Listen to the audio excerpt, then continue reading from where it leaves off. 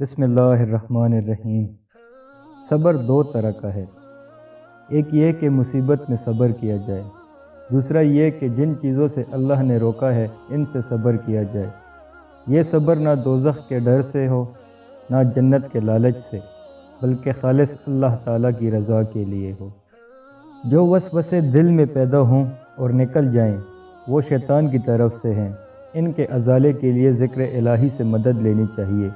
جو وسوسے دل میں پیدا ہو کر راسخ ہو جائیں وہ نفس کی جانب سے ہیں، ان کے لیے نماز، روزہ اور ریاضت سے مدد لینی چاہیے۔ حضرت حسن بصری رحمۃ اللہ علیہ اکثر اپنے نفس کا احتساب کرتے اور اسے چھڑک کر کہتے، تو باتیں پرہیزگاروں، اطاعت گزاروں اور عابدوں جیسی کرتا ہے، مگر تیرے افعال فاسقوں، منافقوں اور ریاکاروں جیسے ہیں۔ قیامت کے روز سب سے بڑھ کر بد نصیب وہ عالم ہوگا جس کے علم پر لوگ عمل کریں گے مگر وہ خود اس پر عمل نہیں کرے گا۔